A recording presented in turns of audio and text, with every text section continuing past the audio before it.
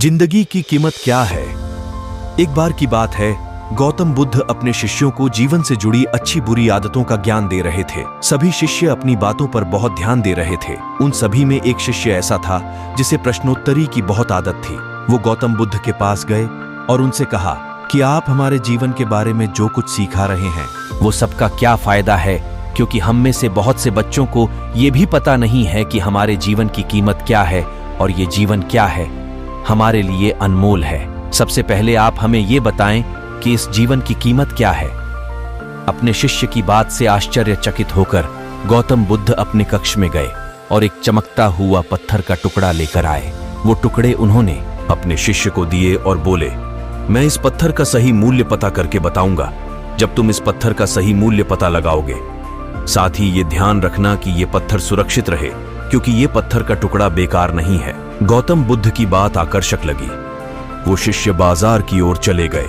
बाजार में सबसे पहले उसकी नजर एक फल वाले पर पड़ी और उसने उस फल वाले को पत्थर को दिखाया और बोला, इस पत्थर के बदले आप मुझे फल कितने दे सकते हैं? फल वाला बोला, ये पत्थर कुछ खास तो नहीं है, लेकिन फिर भी इसके बदले में 10 केले दे सकता हूं।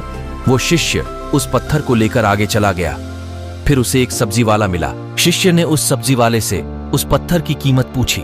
सब्जी वाले ने उस पत्थर को ध्यान से देखा और बोला, इस पत्थर की कीमत के बदले में हथियार से ज्यादा एक बोरी भरकर सलाह दे सकता हूं। इसके बाद वो शिष्य उस पत्थर को एक सोने के व्यापारी के पास ले गया।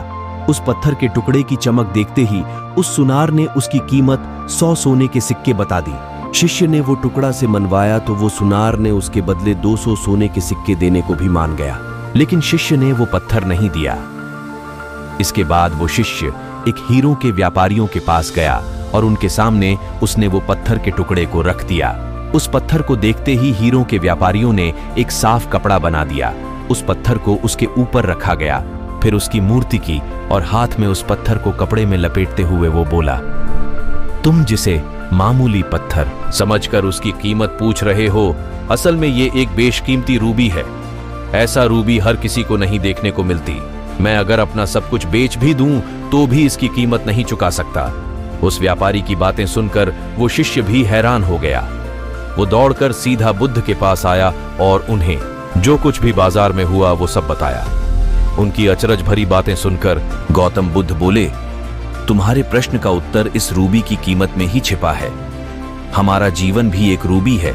रूबी की तरह ये भी बेशकीमती है, लेकिन हम इस बात को हमेशा नजरअंदाज करते हैं और अपने जीवन का कोई मूल्य नहीं समझते। हम लेखों को देखकर और उनके जैसे जीवन जीने की कोशिश में अपने जीवन की कीमत को कम कर देते हैं। हम ये कहते हैं कि हमारी जिंदगी की कीमत वही है जो हमारे दूसरे सहयोगियों की है, लेकिन ये बात हमेशा ध्यान रखते हैं कि सामने वाले अपने विवेक, बुद्धि और अपनी समझ के हिसाब से कीमत लगाते हैं। जिंदगी सिर्फ एक बार होती है, इसलिए नाम मात्र का विनाश ना हो, अपने जीवन को अनमोल ही महत्व देते हैं। आज के समय में लोग अपनी जिंदगी से बेहद कीमती प्यार, डॉक्टर और दिखावे से भरी नीड को बेकार मानते हैं। प्यार के चक्कर में लोग आत्महत्या कर लेते हैं। लालच के चक्कर में ऐसे काम करने लग जाते हैं जिससे उनकी जिंदगी तबाह हो जाती है। नाम के चक्कर में उल्टे सीधे काम करने लग जाते हैं। हमेशा याद रखना जरूरी नहीं है, प्यार मिल सकता है, पैसा फिर से कमाया जा सकता है, लेकिन जिंदगी फिर से नहीं मिल सकती। इसलिए अपनी इस बेशकीमती जिंदगी को अच्छे से जिएं, हर पल का आनंद लें। कभी ये होने या ना होने से कुछ खास नहीं होता है। जब भी ऐसा ही एक विचार आपके मन में आया तो खुद को बस ये याद दिलाना है कि जीवन एक रूबी है और ये बेशकीमती है। तो दोस्तों, ये वीडियो कैसा लगा हमें कमेंट बॉक्स में जरूर बताएं, और वीडियो अच्छा लगा हो तो इस चैनल को सब्सक्राइब अभी कर ले। इसी तरह के लेटेस्ट वीडियो के लिए तब तक के लिए नमो बुद्धाय।